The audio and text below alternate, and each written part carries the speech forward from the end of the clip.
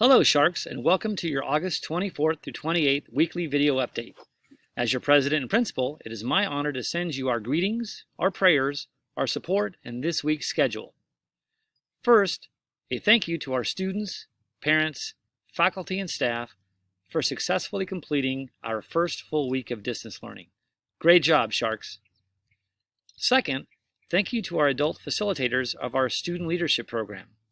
We have 4 pillars that align with our Salesian values of home, school, church, and playground.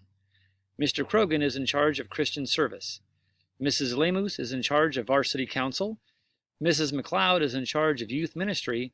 And Mr. Castaneda is in charge of class officers. Together, they form the heads of our 4-pillar ASB leadership program. Today, they successfully ran class meetings. Students, if you have not applied for student leadership, we want to encourage you to step up into one of these 4 areas.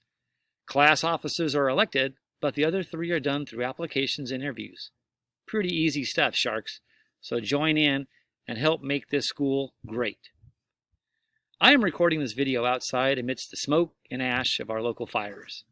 Today, I shared a prayer with our class meetings from the diocese that prays for the victims and essential workers helping with all the wildfires.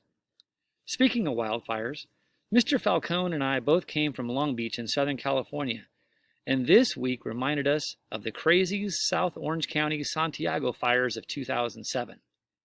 I know this because that was the year I did my last full Ironman race. And one Saturday, I foolishly went on a long ride in the smoke, ash, and fire down through Southern Orange County, until luckily Mrs. Lee came after me. She smartly picked me up while I was on the road before I got stuck in the fires or passed out. Call it youthful foolishness or machismo, but for a time I thought I was stronger than the fires. Luckily, she reminded me that I wasn't. I want to ask all of you to pray for those affected by our local fires, and please review the kind and generous email from Mr. Krogan if you need help or you can provide help to our local communities. Because of the fires, smoke, and heat, we are moving bingo from this Saturday to next Saturday, August 29th, 2020. And now for this week's schedule. Monday, August 24th, students have class from 9 a.m. to 2:45 p.m. with periods 1 through 4. On Tuesday, August 25th, students have class from 9 a.m. to 1:15 p.m. with periods 5 through 7. The rest of the day, the teachers have professional development. Wednesday, August 26th is a parent support, IT support, and academic department day. Students, please engage with your teachers and get the help that you need and you deserve. Yes, we are a college prep school, but we are a high-achieving school not because we're all brilliant, but because we put the work in and we know when to ask for help. So no excuses, Shark. Ask for help. Thursday, August 27th, students have class from 9 a.m. to 2:45 p.m. with periods 1 through 4. And Friday, August 28th is 9 a.m. to 2:45 p.m.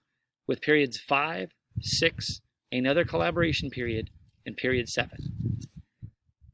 Now, you may have heard, Sharks, that Governor Newsom pulled Santa Cruz County off the watch list. Our county public health official, Dr. Gail Newell, did share that no schools would be allowed back until all of our hospitals and their staff could handle an outbreak. Testing could increase so that every school employee could be tested every other month, that COVID test processing can increase, and when she feels that the county has enough contact tracers. At this time, none of these are in place. When she does give us the green light, we will need 10 business days to notify all of our parents of the change in status, survey families to find out who is comfortable returning and who is not, and to allow our staff to make arrangements for childcare when they return full-time. So at this point, we are not allowed to or ready to come back live.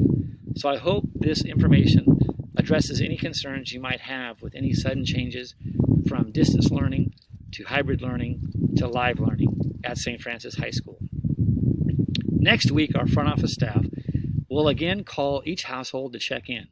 We will ask about your health and well-being, if the fires have affected you, do you need anything, and how distance learning is going for your child. Next week, we will also notify you about what back-to-school night will look like on Monday, August 31st, 2020. And we will send a survey for you to share your child's grandparents' information so that we can mail them an invite and a gift for our virtual Grandparents and Grandfriends Day on Friday, September 4th, 2020. Don't let the grandparents miss out on this highly anticipated and successful event honoring our grandparents and grandfriends. Finally, Sharks, these last few days we have had an interruption in the freshman classes and also in their class meeting today.